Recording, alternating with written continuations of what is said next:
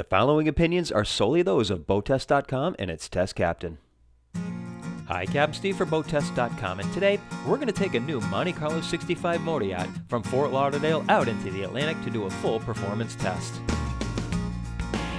This 64-foot 5-inch yacht has a beam of 17 feet, draws 5 feet 10 inches, and has a tested displacement of about 81,000 pounds. She's powered by twin-man 1200 diesels, delivering a total of 2,400 horsepower through conventional inboard straight-shaft drives. It takes about 12.5 seconds to get on plane because the turbos need to kick in first, but in another 2 seconds, she was going 26 knots. At 2350 RPM, I measured a top speed of 29.7 knots, with the engines burning 120 gallons per hour. Best cruise speed depends on whether the captain wants speed or range. At 1750 RPM, she'll go 20.1 knots, burning 60 gallons per hour for a range of 279 nautical miles. At 2000 RPM, I recorded 24 knots, burning 84 gallons per hour, and at 2250 RPM, she went 27.7 knots and burned 108 gallons per hour. When maxing range is an issue, the Monte Carlo 65 can do quite handsomely. For owners making long passages offshore, 10 knots is economical and comfortable, and the range is 614 nautical miles with a 10% fuel reserve. When I put the yacht into a tight turn, she leaned in about 16 degrees and completed a turn in about 4 boat lengths. Running over our wake at 26 knots, the bow through the sea is side without a shudder and plowed through the waves without much loss of boat speed. This boat is solid, and I can tell that she'll be able to take most anything. She was responsive to my command at any speed over 3 knots or so. Her significant bow flare and high freeboard forward kept spray down as I plowed through waves.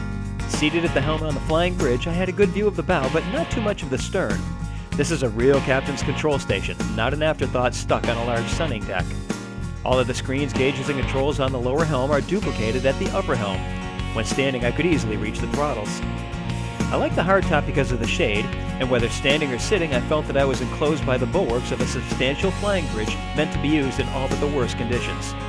The captain's seat is wide enough for 3 adults, and I very much like the idea of having another set or 2 of eyes keeping a lookout, particularly when going this fast. I also like the gathering area next to the helm to keep the owner/operator company. The Monte Carlo 65 I tested was equipped with a Zenta Smart Stick, which is a joystick that controls the twin props as well as the bow and stern thruster. The Zenta Smart Stick is very sensitive, but it's also dead-on accurate, and I liked it. Now, let's get into the operational areas, starting with the daily engine check. The easiest way to enter the engine room is through the large watertight hatch in the transom. You can see the fuel tanks to either side with the fuel filters within easy reach. Stainless steel rails surround both engines and lead you directly to the generator and the stern thruster batteries. Headroom is about 5 feet 10 inches. I also found it easy to get outboard of the MAN 8-cylinder engines. The thing that stands out in my mind about this engine room is that everything is well marked and easy to reach. The electrical panels are on the forward bulkhead. Dual Raycor filters are on the port and starboard fuel tanks, and both tanks have sight glass tubes, so the captain does not have to rely on electronic gauges. The cable master has rollers to make it work flawlessly. The ship's combo washer-dryer is at the entrance to the engine room, right next to the crew quarters. Now, let's go to the bow. As we come forward to the working end of the bow, you go from a rail that's 23 inches high to no real railing at all, so I'd like to see some sort of a support system as you make your way to the working end of the bow. To port and starboard are huge sun pads, and forward is a recessed area behind the raised bow, which makes it easier to work the anchor and lines without bending over. As we go to the working end of the bow, we step down so you're not having to stoop down to get to the working area. Supports for a bimini will go in this section here. Pop-up LED lights, heavy-duty cleats. To the side of the windlass,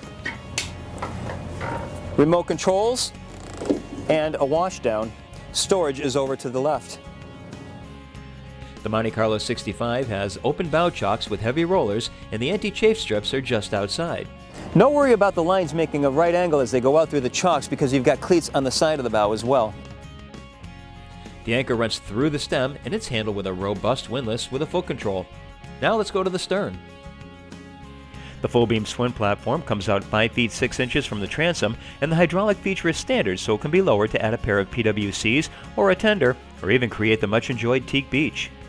Over to the starboard side, you can see we have a reboarding ladder. Stairs to both sides of the transom lead into the cockpit. One of them will accommodate an optional passerelle.